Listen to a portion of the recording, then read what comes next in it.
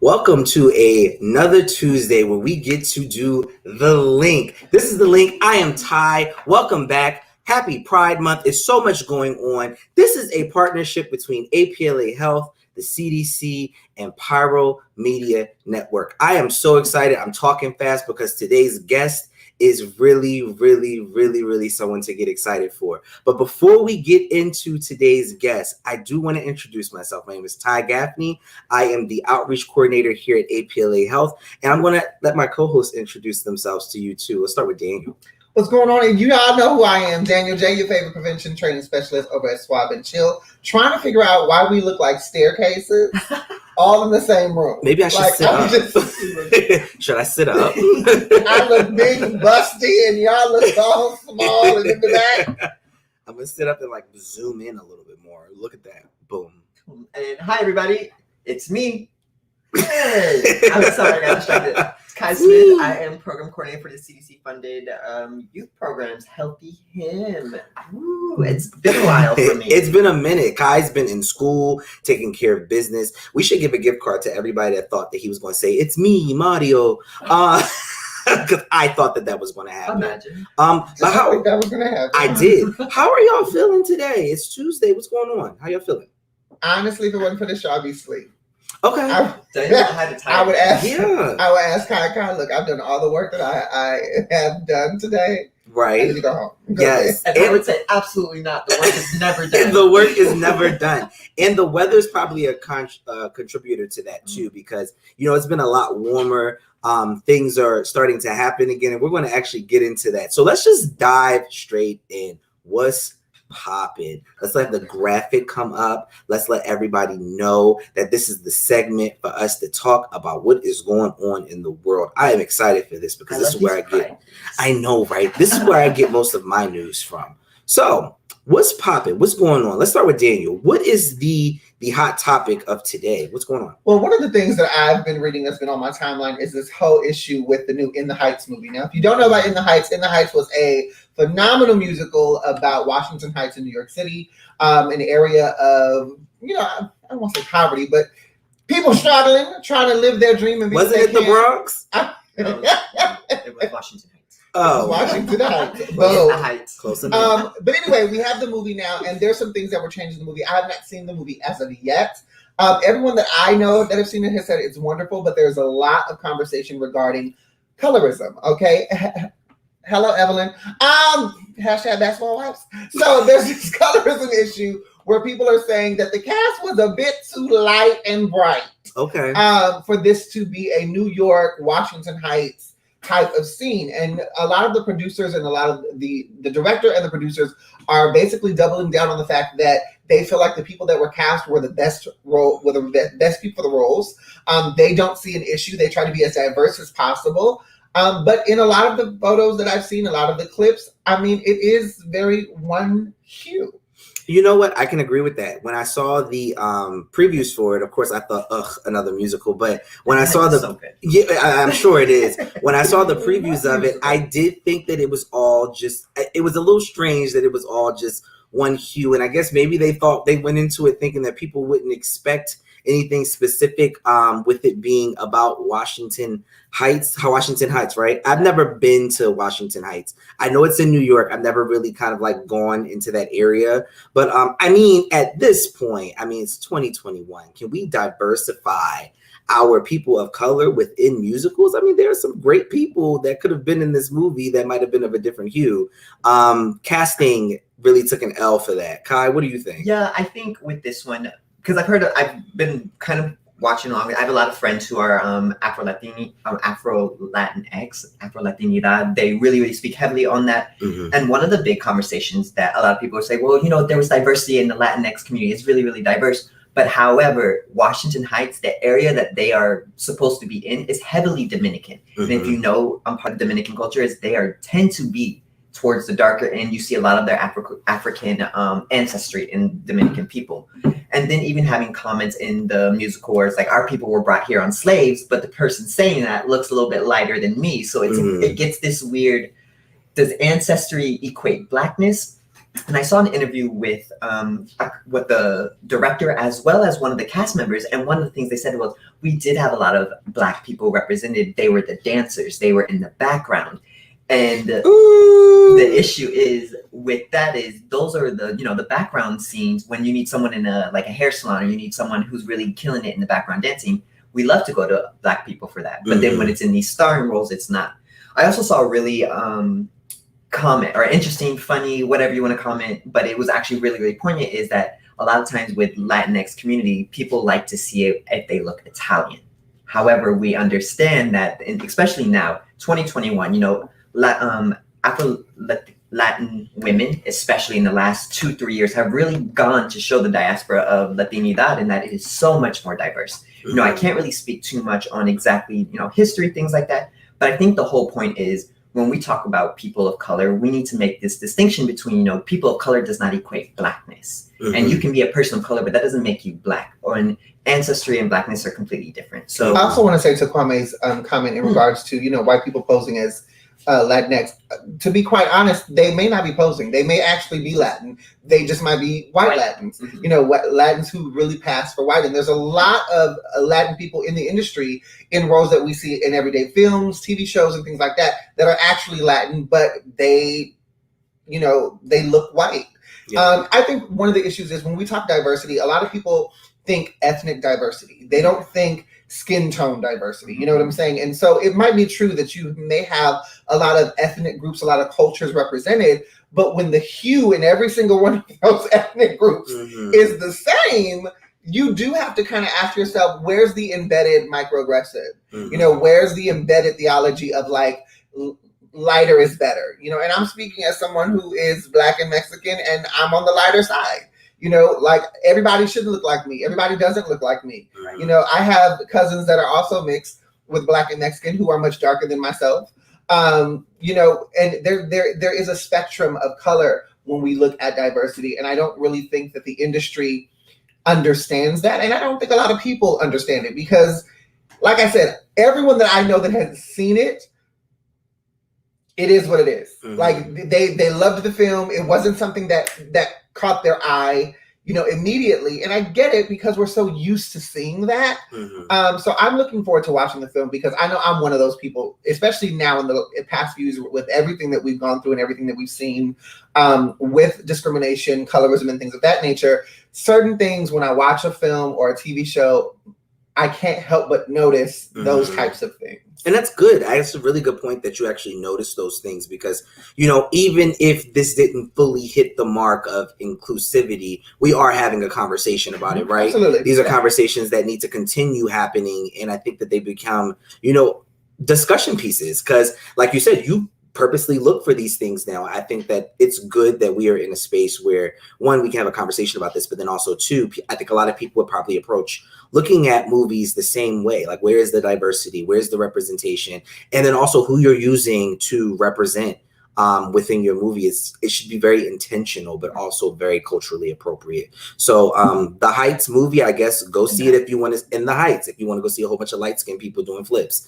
There are dark skinned people. They're just only the dancers. However, yes. If you want to go see a whole bunch of people doing flips, absolutely. And now we're gonna get hate mail for that problematic comment. So basically, for this, just remember you can't change the movie at this point. Yeah. It's just impossible to change it. It is what it is. Mm-hmm. So we have to look at it as, now that we know, it is on us as viewers, on people as creators, things like that. Take that information and make it better for next time around, so we don't have to continue to have these conversations. Agreed. Absolutely. I want to get into our next hot topic. So the CA, California, governor re-election is coming up. So if you live in California, you know that there have been those commercials that come around every time of an election where we're trying to make somebody look bad and elect someone else. So right now we have 3 options to choose from that I am aware of. The pretty boy, which is Gavin Newsom, who is our current governor. The trans conservative, that is Caitlyn Jenner. And then also the guy with a bear, who is John Cox. We don't know what he stands for. We just know that he has a bear. He stands with a bear. We know that. It's like a petting zoo. What are your thoughts? Have any of you actually seen any of these commercials actually? And what are your thoughts about replacing the current governor? So I haven't seen the commercials. I don't have cable.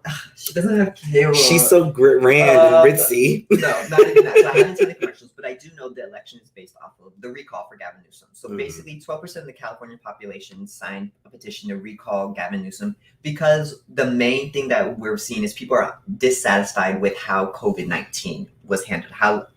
Looking crazy. How the pandemic was handled, and then a lot of especially the upper 1% are not too great or too super excited about. Can you explain to our viewers what the upper 1% is? These are like the real rich people, and I'm not talking like, ooh, look at my new BMW. It's more like, ooh, look at my new airplane. Got it. So it's a really small population, but they make up a large portion of the money here. They are upset with some of the tax things that have been happening, so they have called to recall. So this election, you're probably, if you haven't already, in the mail, you're going to get a ballot. It's going to have 2 questions and 2 questions only. 1, do you want to recall Gavin Newsom? Yes or no. Second one is, who do you want to replace it with? So if the answer is yes. Yeah, if the answer is yes. So here's my concern. It's not yes. For the California people, if you remember, this is how Arnold Schwarzenegger was elected governor, and he was elected with less than half of the state's population agreeing on that. That's what makes me really nervous about this is 12% of the population said, I'm unhappy with how the governor handled COVID because he didn't open up fast enough. And now there's a possibility we could get a governor who is completely different, and it doesn't feel representative anymore. So that's why I'm not super thrilled on this. Absolutely not. I mean, I'm not thrilled about it either. I mean, I don't necessarily want to recall Newsom. At the end of the day, and I say this about a lot of things, as someone who is a civilian who, isn't in politics and things of that nature, we can all, look at and call out the bad decisions. We can all look and call out and, discredit or kind of pick apart the decisions that our governors and our elected officials make. But at the end of the day, would we do any better in the position? And this whole idea of that California didn't open up soon enough really is a piss poor excuse to me, because at the end of the day, these are businesses. These are people who have companies who are trying to make money, and they lost a lot of money in the pandemic. Granted, it sucked for everybody, but do you really think that opening up an entire state, one of the largest states that we have, especially for the blue states, and putting people at risk is worth these dollars? And I just don't feel like there was anything that Newsom necessarily did that was as grandiose for him to be recalled for. Agreed. And especially given that our other 2 options is a trans woman who has been very problematic, not only for the LGBTQIA plus community, but also in other politics as well. And that, to me, whether she lives here or not, she don't represent the progressiveness that is California, that California has been to me. And John Cox is a joke. With the bear. He should be in the middle of a 3-ring circus with a hat and a whip. And where's PETA? Where is PETA? Where is PETA? Where are all these animal rights activists? Come get this bear. Come get this. That bear looks. And then your campaign is Meet the Beast. Now you want to villainize the bear? Yeah, come on. Absolutely not. But Daniel, you brought up a really good point that I really want to touch base on before we go into our main topic. So California, as of this morning, is open. We get to go outside. How do you guys think? What do you guys think about that? I know personally, for me, I know that it had to happen at some point. I think I'm grappling with the idea that, because you also have to remember, we don't get to make these decisions. So I'm grappling at the idea that this decision has been made and we are moving forward to opening. So I'm kind of indifferent about it. Daniel, what do you think? I'm going to stay inside. At the end of the day, I know that we have to reopen. I mean, the economy, things just need to happen. The state is losing money. We need to make money. And there's a lot of things that just have to be done, in a commercial society with wonderful capitalism, at the helm. But I urge people to understand that reopening does not mean that we are free and in the clear. We are still in the middle of a pandemic. We are still fighting a pandemic, and we are still fighting social injustices very true. in this world. Very true. So my concern is that people will get so excited that they can go back out to the golf course and the clubs and the bars and the restaurants.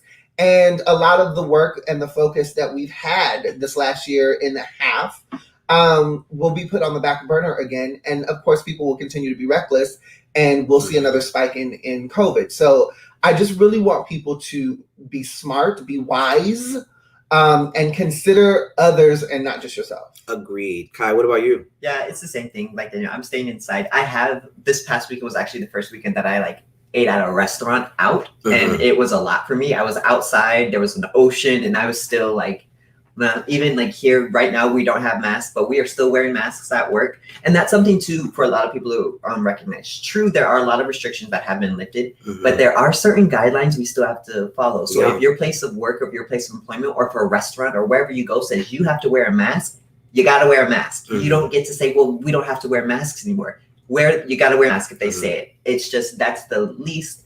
For me, it's also a concern of, it's like you don't have to wear a mask if you've been vaccinated, but there's no real way to prove that. And I know we should expect the best of people, and we shouldn't be so hard on society. However, this last year taught me that people will do and say whatever they have to make their lives more comfortable. So that's my concern. I mean, someone who's fully vaccinated, someone who still wears a mask out, I won't be going to the club anytime soon. I don't feel comfortable in large crowds. You're not missing much. Yeah, you ain't missing so much. That's for me. But if you're out there, just be smart, right? Yeah. We know what to do. We know what's protecting right now in the South, or the American South right now. They're actually experiencing a rise in a respiratory virus that has flu-like symptoms. So that should just be a reminder that we can still get sick, everybody. So please wash your hands, wear a mask. Yes. Don't stop doing what you were doing during the midst of this pandemic. Keep your mask on you, keep your sanitizer on you, and make sure you still are kind of socially distancing too, because you don't know what I mean, I know you mentioned the virus, the thing that's going around in the South, RSV. You can't differentiate the two. Something that you catch that kind of gives you flu-like symptoms is going to automatically just spike up your senses anyway. You're going to be really, really paranoid about what you have. So just save the threat and the trouble and the paranoia of it, and just go out and be safe. That's all I really have to say. I am really excited because we are about to get into our main topic. Today's show is called Pride Then. It's Pride Month. We're celebrating Pride Month, and we are celebrating Pride Month with Mr. Terry Smith, who is our special guest today. He signs all our checks. He signs all of our checks. So let's bring on Terry. Pride. Hi, Terry. Hi, guys. How are you? I am fantastic. How are y'all?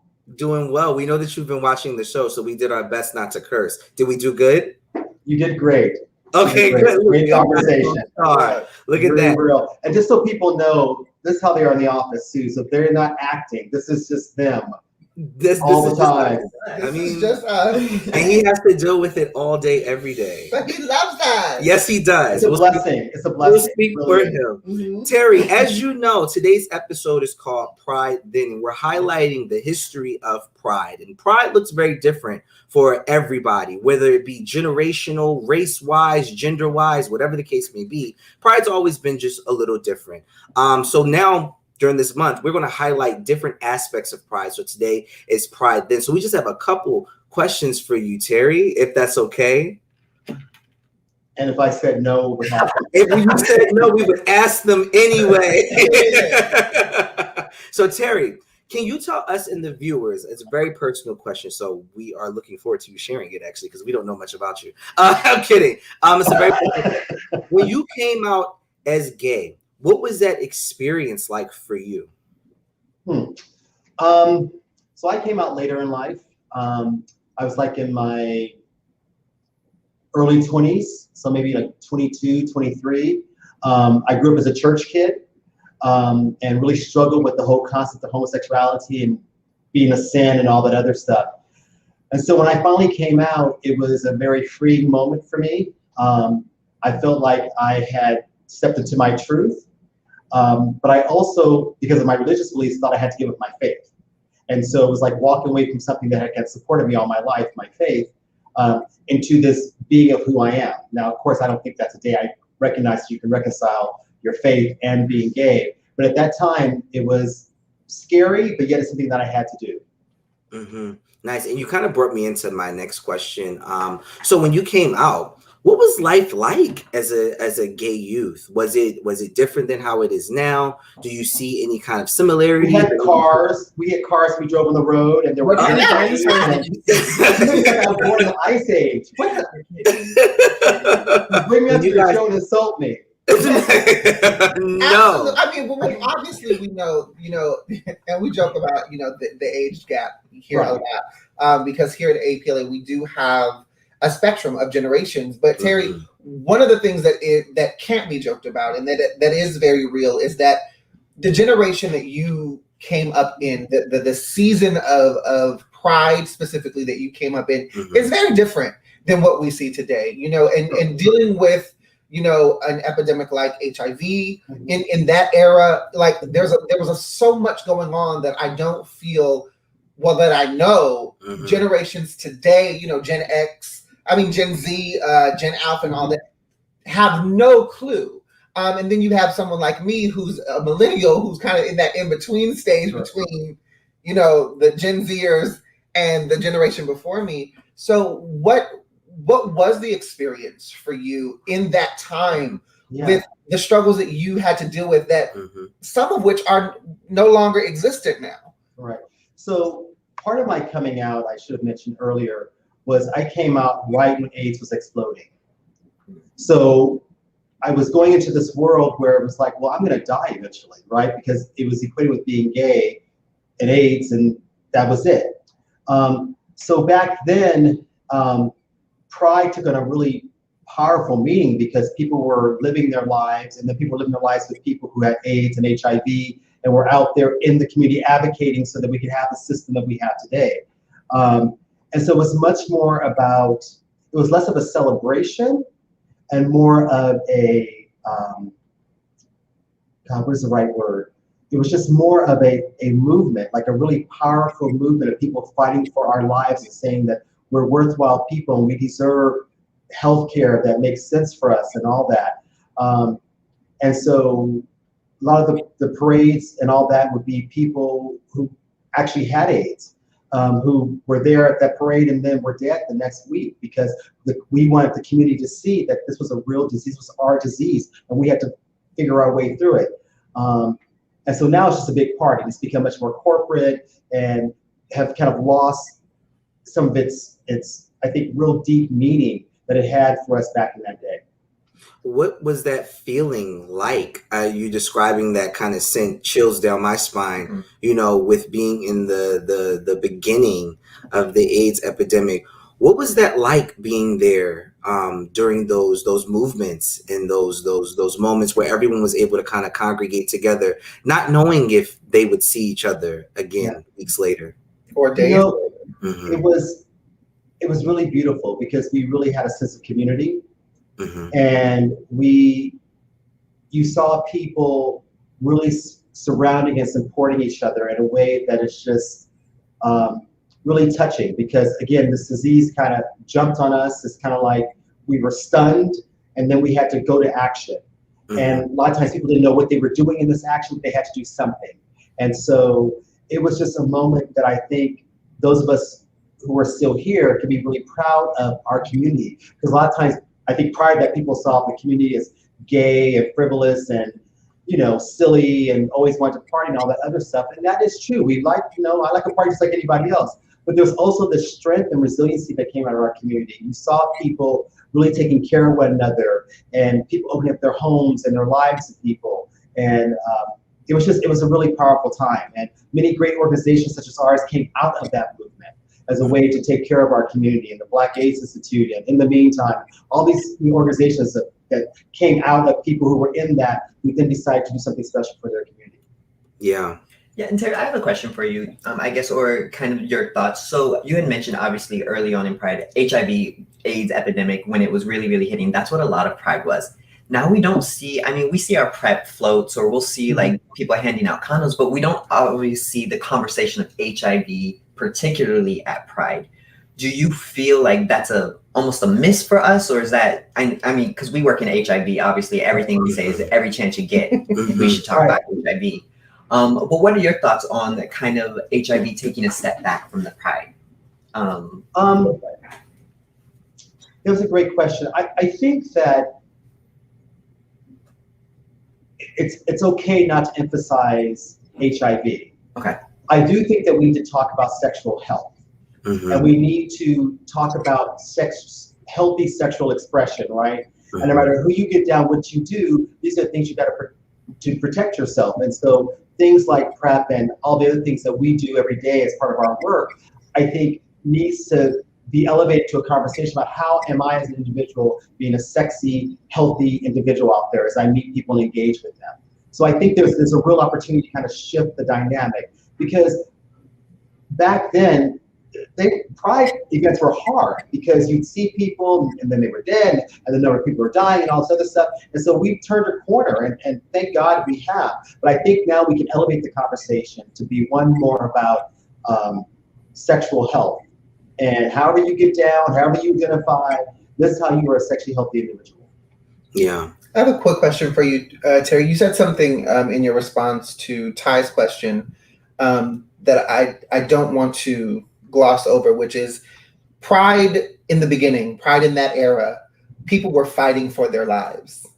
And Ty made the comment that, these were people that you didn't know if you were going to see days later or weeks later. And here we are today where, medicine has brought us such a long way. People are living long and healthy and wonderful, thriving lives who are HIV positive. What are some of the good things about Pride as a celebration today that you, having seen it on the other side, that you appreciate? I think the numbers of people that are out, and even the corporate, it becoming more corporate. I was going to try to use a fancy word, but I can't say it. It's okay. I do it all the time. I be putting words together sometimes too. I'm puzzled. All these great corporate sponsors, because again, that's money for them. They recognize the money makers that we as a community are. I love the diversity. I love going to Pride and seeing 80-year-olds, and I love seeing 20-year-olds, and I love seeing, the rainbow of the people that make up our community. And I love seeing people who, they're not going to be in the club every weekend, but they're living a gay life, right? They're raising a couple of kids or whatever, and they're out there with their kids. And so I think there is much more life and much more full representation of the community for Pride now. And I think back then it was gay men, it was about HIV and all that other stuff, which again, it needed to be at that time. But now we're in a new time, a new place where we're showing this wide, diverse range of people that make up our community. Nice. And I love that you brought up kind of the differential feelings about what it was, back in your youth. What did Pride mean to you? It was a chance for me to be with people that loved like me. It was a chance to be crazy, to get drunk, meet a boy or two, or three if I was lucky. That's what Kyle back in said. the day, I was out there, in the street.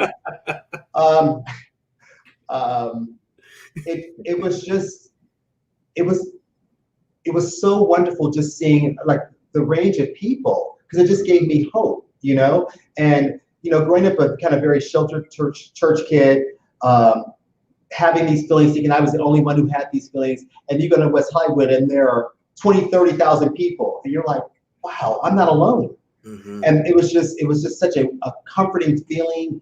And again, there was a lot of silliness and fun that went with it, which I think is really important.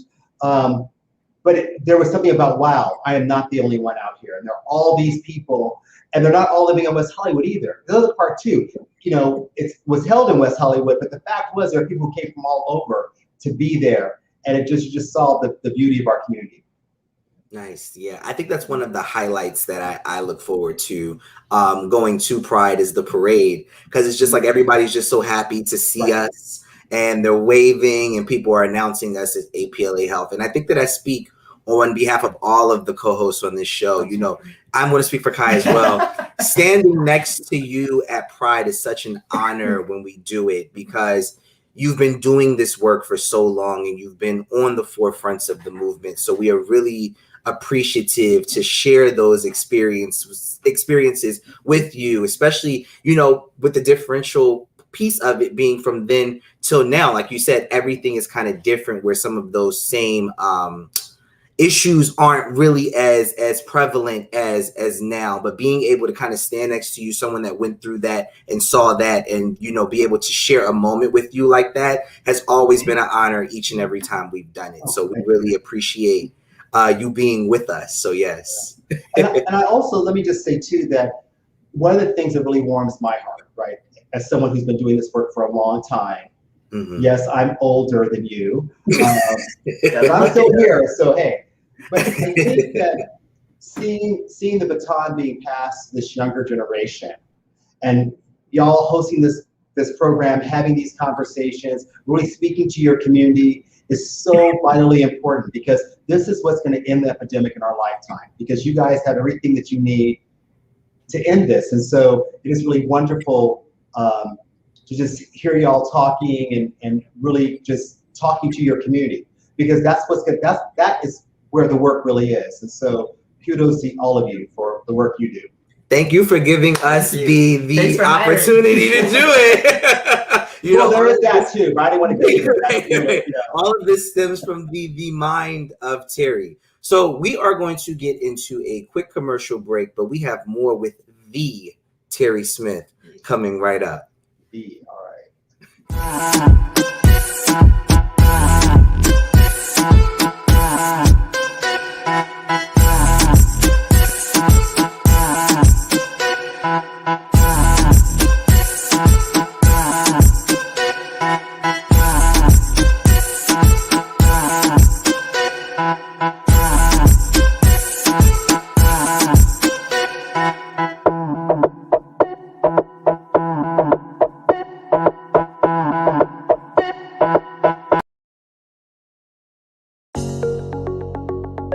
Hey, I'm Novon. Welcome to Him Around Town. I'm a him. What if someone told you that you could take a daily pill to almost eliminate your chances of getting HIV? What if I told you that there is already a pill that does that? Now here's the real tea. Did you know that most insurances cover the cost with a small to no copay? Don't have insurance? That's okay. Here at APLA Health, we can help you find a program that will cover your costs. Pre-exposure prophylaxis, also called PrEP, is a once-a-day pill that does that very thing. Now, it doesn't mean that you are protected from other STIs, but hey, we get it. Sometimes things happen and we forget a condom, or one breaks. With PrEP, at least you know that you are protected from HIV. Now, let me be very, very real with you. Some people have mild side effects, but those usually disappear after 2 to 4 weeks. Okay. Now say you feel like you have been exposed to HIV from unprotected sex, needle sharing, or sexual assault. Did you know that if you take a medication within 72 hours of contact, your chances of contracting HIV would dramatically drop to almost 0? What surprise? There is a pill for that. It's also called post-exposure prophylaxis, or PEP. With PEP taken once a day or twice a day for 28 days, it will help dramatically reduce your risk of getting HIV. However, like I said before, it must be within 72 hours of exposure. The sooner the better. Just like PrEP, most insurances will cover the cost of PEP, and if not, here at APLA Health, we will find another way for your treatment to get paid. Now let's get very, very, very real, you guys. A simple pill once a day can drop your chances of contracting HIV. It's like taking a vitamin, brushing your teeth, or something we hope that you do every day. There are even apps to remind you to take it. So if you have any questions for Healthy Him, give us a call right here. We'll be happy to hear from you.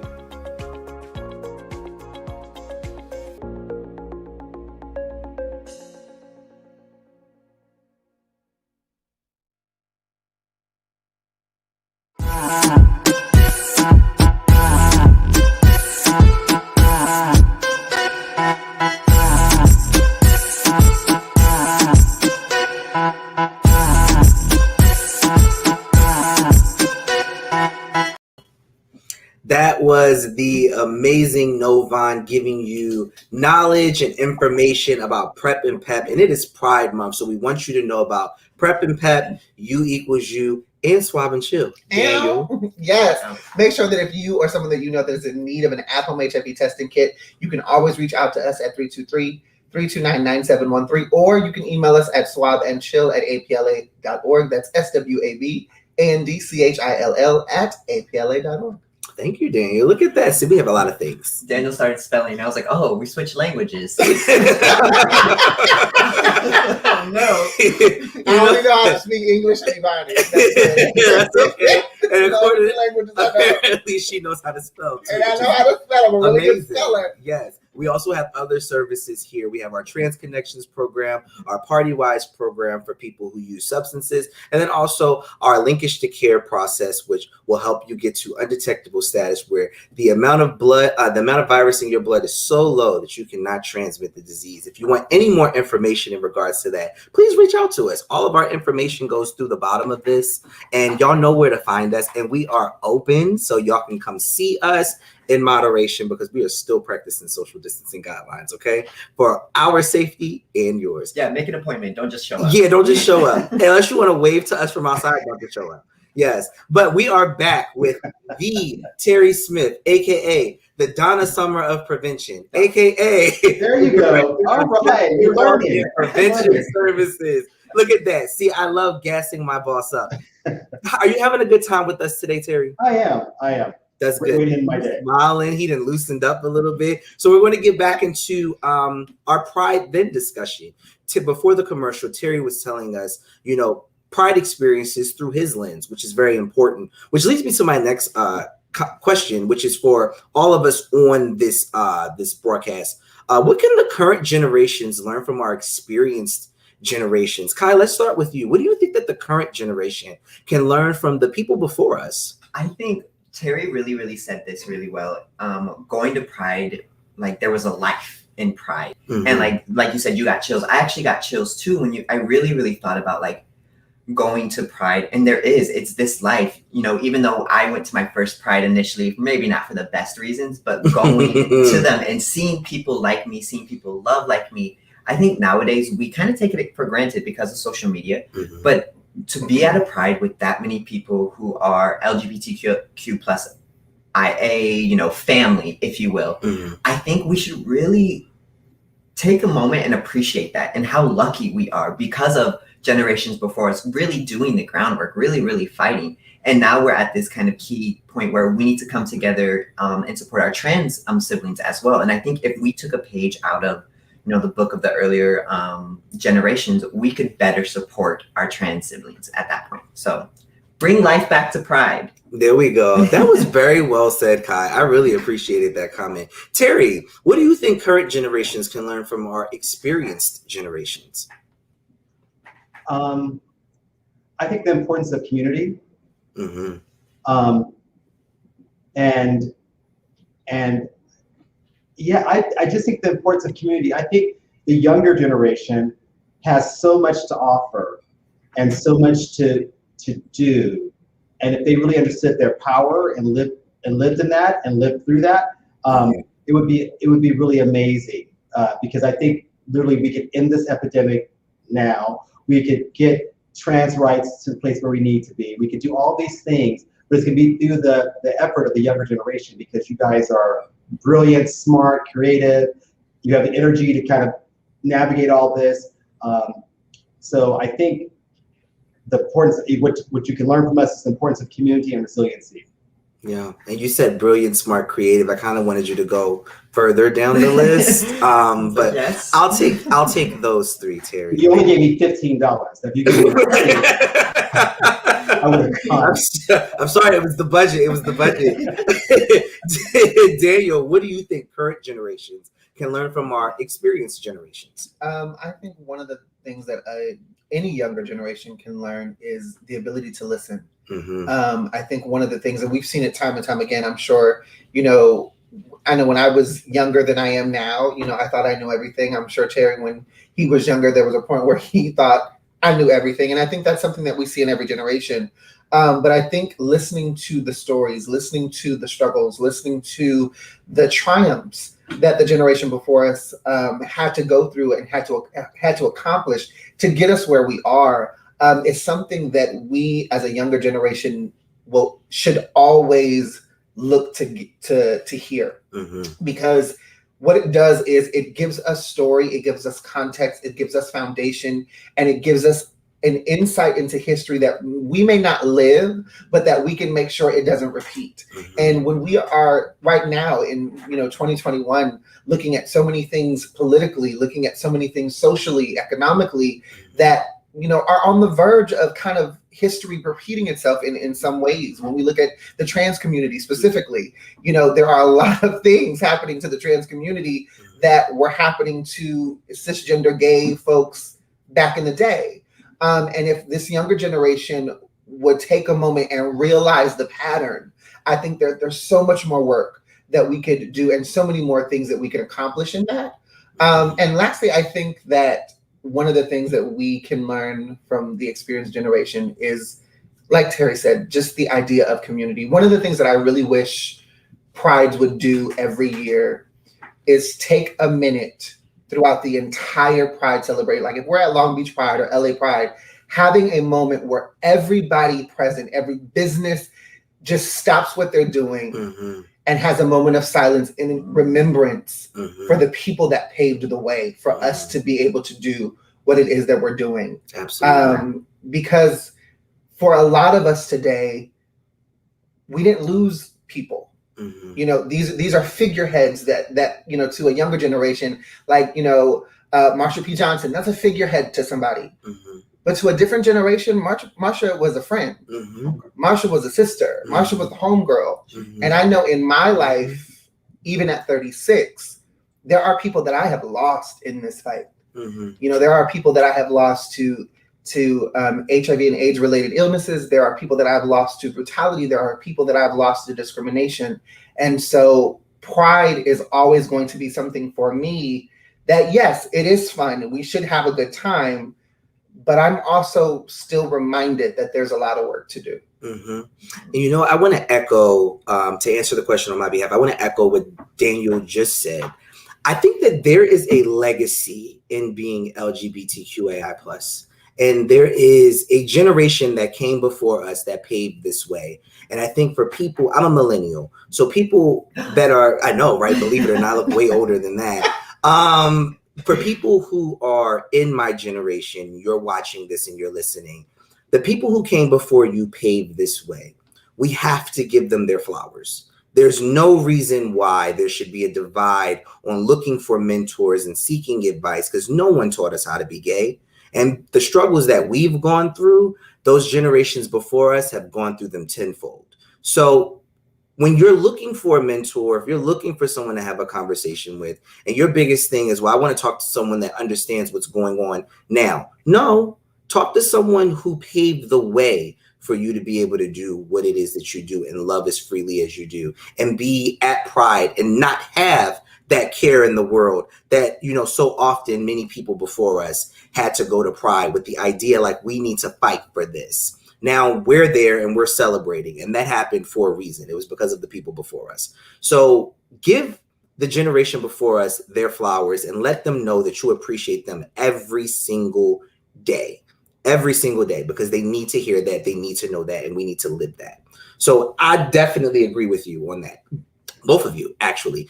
So it leads me to my next and final question. I know we're getting to the final question. Terry wants to stay here all night with us, but we can't. Terry's ready to go home. Yeah, Terry's like, I didn't say that. I'm just saying, Terry, like overtime. So my question, right? My next and final question is kind of like an open-ended question. I mean, it's no right or wrong answer. So have we lost sight of what Pride should be? Or has it just evolved to include new issues and new freedoms? And I want to start with Daniel. I don't think that we've completely lost what Pride started out to be. But I also realize that the need for what Pride started out as, the reasoning for it, is not as much a struggle today. So I do think that it has evolved, and it's all good things should. All things that are alive and breathing and full of life, they should evolve. They should change as things progress and things move forward. But I do feel like there needs to be a refortification to the memory of where this journey started. And I don't see that very prominently displayed in prides today. Yeah, nice answer. What about you, Kai? Let's see. I was looking up like, ooh. Because the answer's up in the right. Kai's like, have we lost sight of what pride is? Or so I think it's an interesting question, because probably like maybe even an hour or so ago, I'm like totally, definitely. But kind of thinking about how we celebrate pride now. And Terry and Daniel both brought it up that like we celebrate differently for different reasons. We're kind of in a different space as a community, you know, not fully, you know, definitely what we saw for like cisgendered men, maybe what they experienced at the start of Pride is still kind of happening to trans individuals right now. So we're not fully there. We're not able to say that our entire community is supported. And I think because it feels like a large portion of the community is able to, you know, cisgendered or not heterosexual, cisgendered, oftentimes white at these Pride events, they kind of believe that life is great. So I wish that for Pride, we definitely had more of an understanding of like, there's a lot of great things, but we still have so much more work to do. But we can celebrate what we have accomplished. And I think that's also a big point of Pride is we have this event or this thing is because there are still plenty of people out there who can't live their truth wherever they are at. As strange as it might seem in 2021, it's still kind of a taboo subject to come out to people. There's Very still much people so. Wherever you live. We live in LA, so we live in this wonderful bubble where you can't be too liberal here, or you can't be too. You can be anything you want in LA. You can't be anything you want in Tucson, Arizona. You can't be anything you want in Arkansas, in Philadelphia. You can't be anything you want in Middle America. So it's one of those things is that we're still working, and I just wish that in our Pride we had that sense. But let's celebrate too. Yeah. Very, you're like, yeah, let's pay attention to it and then also party. We can have fun. I can celebrate it with a cocktail in my hand, honey. I can do it. I mean, Terry, what about you? Do you feel like we've lost sight of what Pride should be, or has it just evolved into including new issues and new freedoms? I honestly think that it has evolved to be much more inclusive. Like I think back when Trump got elected, and a decision was made by the Pride Committee not to have the traditional Pride March, but have a march against Trump, basically. The resistance march. The resistance march. And I think in other years where there was kind of a theme, you know, where I think people are trying really hard. And I think it's that balance between this is the one time of the year for many people that they get to celebrate. That person from San Bernardino, right? There ain't nothing out there. And they come down here and they want to get their life, right? And that should happen too. But I think to Daniel's point about also just remembering those who have paved the way before. So I think that's really important. So I don't know if there's like a sober celebration, and not sober in terms of alcohol and drugs, but way like this is a really meaningful time, really important time, but we're gonna have a really good time as well. Yeah. And so, but I don't think it's lost because we're talking about it. I just think that in the day and age that we live in, where everything is commercialized and hyped and all that other stuff, sometimes that gets lost. But I think we're right where we need to be.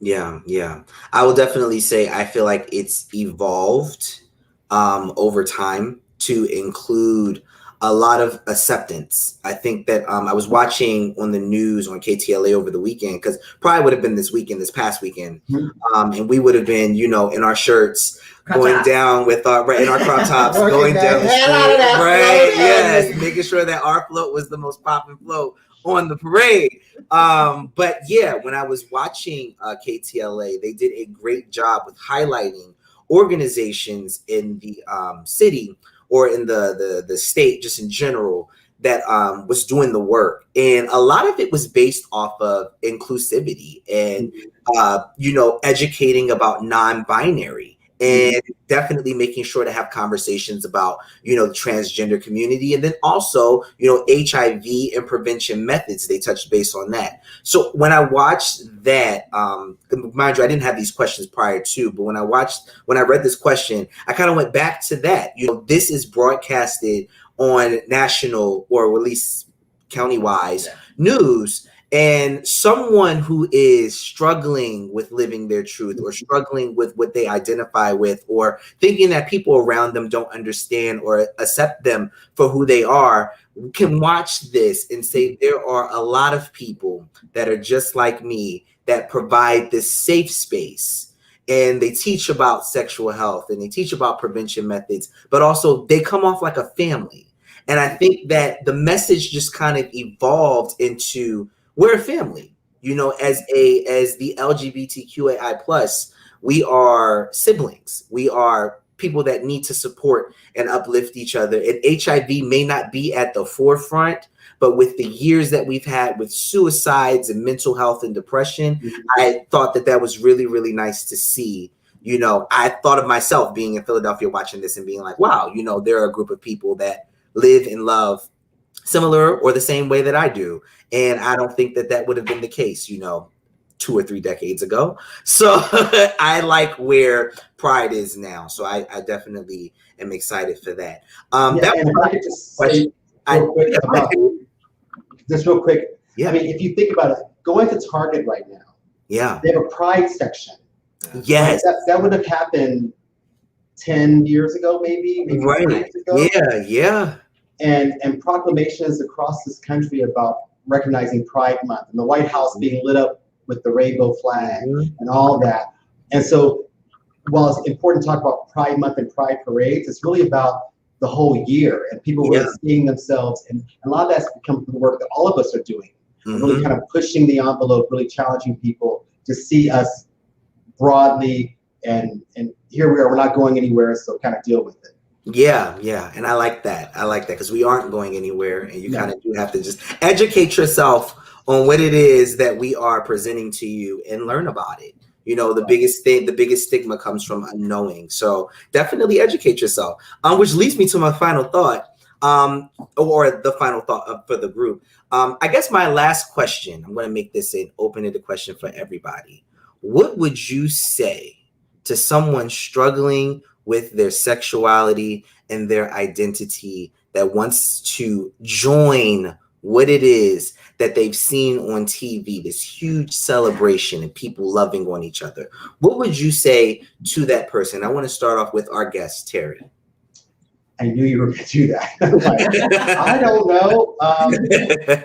What would I say? I think I would say be easy with yourself in the struggle, right? Because the fact that you're struggling means you're fighting yourself. And I think you need to make peace with yourself.